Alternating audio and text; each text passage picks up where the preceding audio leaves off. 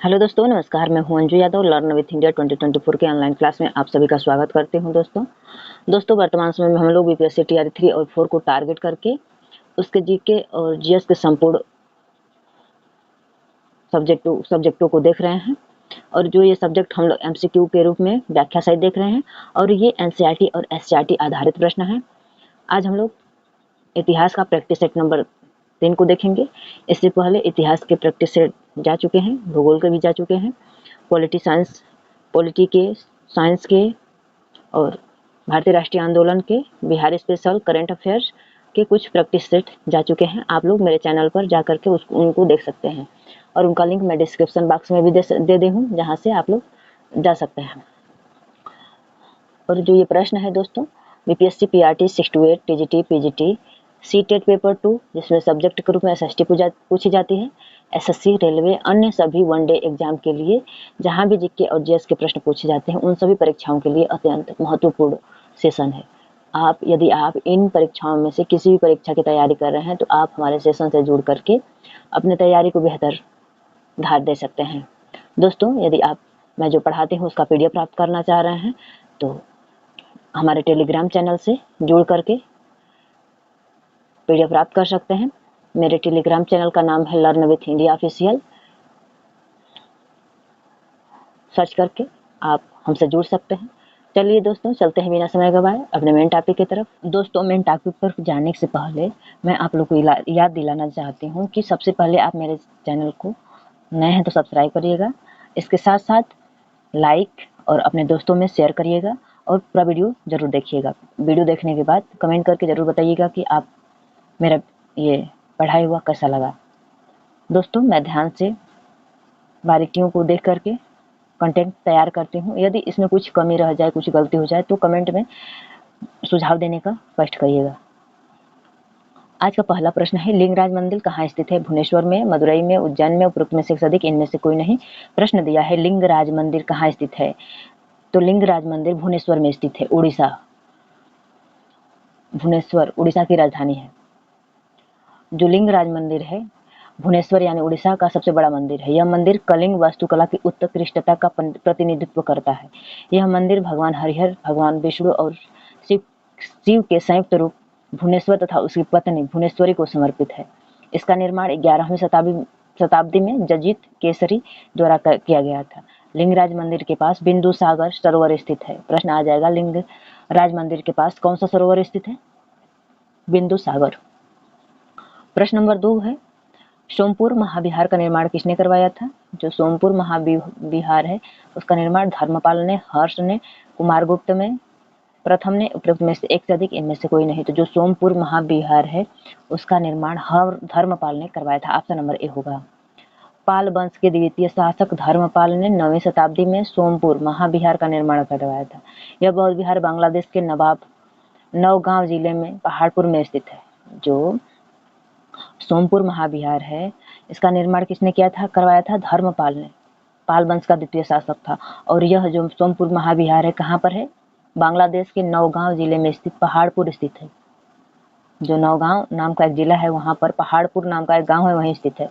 इसलिए इसे पहाड़पुर बौद्ध विहार के नाम से भी जाना जाता है। इसकी खोज 1779 में इसको 1789 ईस्वी में यूनेस्को ने, जो सोमपुर महाविहार है इसको 1789 में यूनेस्को ने इससे विश्व विरासत स्थल घोषित किया था। किसको? सोमपुर महाविहार को। प्रश्न नंबर 3 या 13वां है, हिंदू, यहाँ पे हिंदू होगा। हिंदू भारत की जनता के संदर्भ में हिंदू, अच्छा नहीं, प्रश्न सही है। हिंद यानी भारत की जनता के संदर्भ में हिंदू शब्द का सर्वप्रथम प्रयोग किसने किया था? हिंद यानी भारत की जनता के संदर्भ में हिंदू शब्द का प्रयोग किसने किया था? यूनानियों ने, रोमवासियों ने, अरबों ने, उपयुक्त में से एक से अधिक इनमें से कोई नहीं। तो हिंद यानी भारत की जनता के संदर्भ में हिंदू शब्द का सर्वप्रथम प्रयोग अरबों ने किया था। प्रश्न ऑप्शन नंबर सी सही होगा। अरबों ने हिंद यानी भारत की जनता के संदर्भ में हिंदू शब्द का सर्वप्रथम प्रयोग किया था। वहीं ईरानियों ने इस देश को हिंदुस्तान तथा यूनानियों ने इसे इंडिया से संबोधित किया और चीनियों ने भारत को के नाम से संबोधित किया। चीनियों ने भारत के यहाँ पे ये थोड़ा मिसप्रिंट हो गया है, इसको छोड़ दीजिए, ठीक। हिंद, अरबों ने हिंद यानी भारत की जनता को हिंदू का नाम सर्वप्रथम दिया तथा यूनानियों ने देश को हिंदुस्तान कहा, ईरानियों ने, और यूनानियों ने इंडिया संबोधित किया था। उत्तर भारत, मैं इसको सही करके, यहाँ पे थोड़ा मिसप्रिंट हो गया है, प्रिंट करती हूँ लेकिन यहाँ पे थोड़ा मिसप्रिंट हो गया है, टाइप करने में थोड़ा इधर उधर हो जाता है, तो मैं इसको सही करके PDF टेलीग्राम चैनल पर डलवा दूंगी, वहां से आप लोग देख लीजिएगा। प्रश्न नंबर 14वां या आज का चौथा प्रश्न है, उत्तर भारत में चांदी टंका जारी करने वाला प्रथम मध्यकालीन शासक कौन था? प्रश्न दिया है, उत्तर भारत में चांदी का टंका जारी करने वाला प्रथम मध्यकालीन शासक कौन था? रजिया, इल्तुतमिश, अलाउद्दीन खिलजी, उपरोक्त में से एक से अधिक, इनमें से कोई नहीं। तो उत्तर भारत में चांदी का टंका जारी करने वाला प्रथम मध्यकालीन मतलब शासक इल्तुतमिश था। ऑप्शन नंबर बी सही होगा। इल्तुतमिश के द्वारा शुद्ध अरबी सिक्के चलाए गए थे। उसी ने चांदी का टंका तथा तांबे का जीतल प्रचलित किया था, जिस पर खलीफा का नाम अंकित होता था। इससे पहले सोने के सिक्के पर नगरी लिपि तथा हिंदुओं के प्रचलित प्रतीक जैसे शिव का नंदी और चौगान घुड़सवार अंकित होते थे।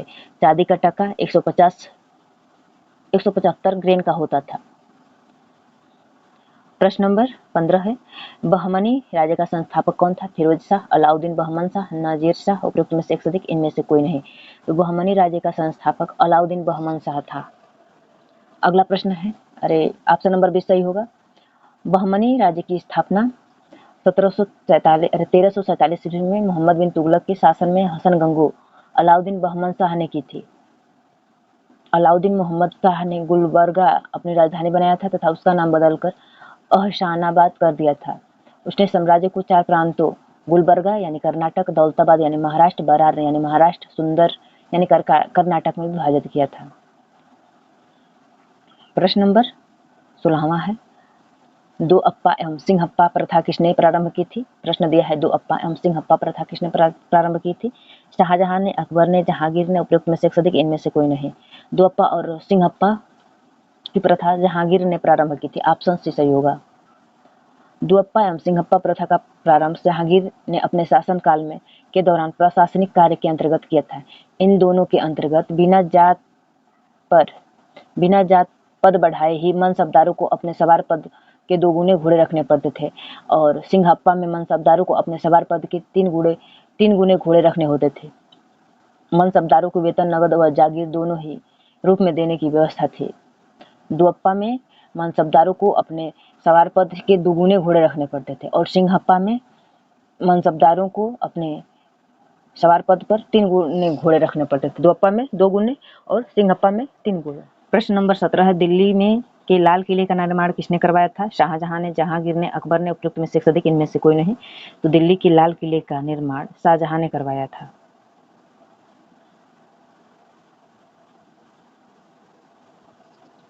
सोलह 1848 ईस्वी में शाहजहां दिल्ली में अपने नाम पर जहानाबाद नगर की स्थापना की तथा अपनी राजधानी आगरा से दिल्ली स्थानांतरित किया। शाहजहानाबाद की भवनों में लाल किला प्रमुख था। इसका निर्माण कार्य हमीद और अहमद नामक शिल्पकार के संरक्षण में हुआ था, और 2007 में यूनेस्को की विश्व विरासत सूची में इसे शामिल कर लिया गया था। जो दिल्ली का लाल किला है, इसको वर्ष 2007 में यूनेस्को की विश्व विरासत सूची में शामिल कर लिया गया है। प्रश्न नंबर 18 है, शिवाजी की राजधानी कहाँ पर थी? पुरंदर में, तंजौर में, रायगढ़ में, उपरोक्त में से एक से अधिक, इनमें से कोई नहीं। तो शिवजी की राजधानी, जो शिवाजी थे, उनकी राजधानी रायपुर में थी। ऑप्शन नंबर सी सही होगा। अप्रैल 1656 में शिवाजी ने रायगढ़ को अपनी राजधानी बनाया, और 1656 ईस्वी तक शिवाजी का चाकन, पुरंदर, बारामती, सुपा, तिकोना और लोहगढ़ आदि विभिन्न किलों पर अधिकार कर लिया था। मतलब अप्रैल 1656 में शिवाजी ने रायगढ़ को अपनी राजधानी बनाया, और 1656 ईस्वी तक शिवाजी ने चाकन, पुरंदर, बारामती, सुपा, तिकोना और लोहगढ़ आदि विभिन्न किलों पर अधिकार कर लिया था।